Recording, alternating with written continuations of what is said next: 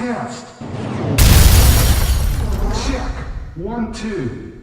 If you're going to buy digital, meaning consoles, Pro Tools, whatever, you need to buy it and then price it in a manner that you can make your money back pretty quickly because you're going to the have turnover to upgrade. is very high. Yeah. In not too much longer, that console will be considered probably outmoded, right? And you'll want to upgrade. And there won't really be a trade-in path or a vintage path. You'll have a harder time selling those other digital consoles off for I think you're absolutely right. I remember talking to Sherman.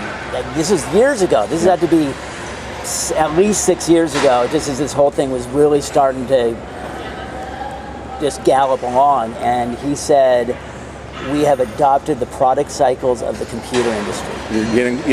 We aren't quite there yet, but we're getting close. We're heading there. And that's a little, for a rental company, that's scary as hell. Well, it's going to require that they change their mindset because there's not going to be a legacy digital market, especially in consoles. There's just not. And they will never hold their value. And as painful as it is to say for some of those guys, because we're all kind of gear sluts, Right? Absolutely. We love the gear. Is that it's going to become disposable technology.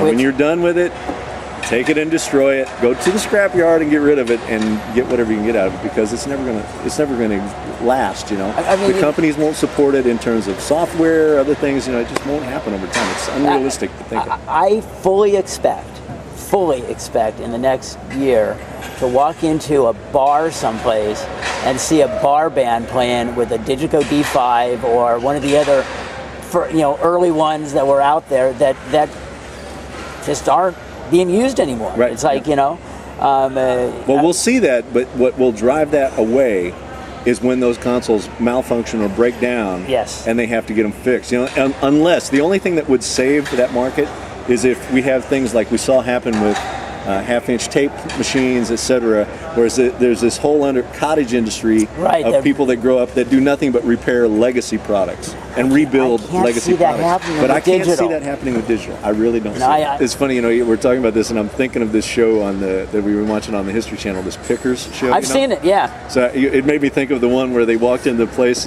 and some guy had bought out some Harley parts place from like 1940 something, Lord. And he had all of these brand new parts in the box from like the 40s and 50s for Harley Davidson, and it was just an absolute gold mine. And he was sitting there, he had all this stuff, and he wasn't going to sell it to anybody other than guys who actually owned those motorcycles and needed the parts. Like, he wouldn't sell them to guys who wanted to turn them over and make money. He was like, no, I'm here for the guys that need the parts. I'm just sitting here thinking, okay, well, who's going to have touch screens? And exactly, and it's exactly the same thing.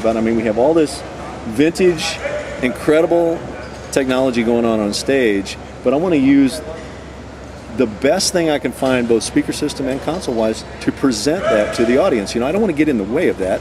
It's like everything we want to do needs to be enhancing or, making that. Kind of celebrating that. That's the best word I can come up with. I've said it in the classes and the other things. You cannot use technology as a substitute for a method. It just will never work. It will never work. You want to go back to the Martin thing with the PA. There's still going to have to be a complete methodology that's developed to be able to use that product properly. And the technology is not a substitute for that method. The method is the enhancement of that. The technology cannot be a replacement for skill or methodology. It just can't be. It will never work.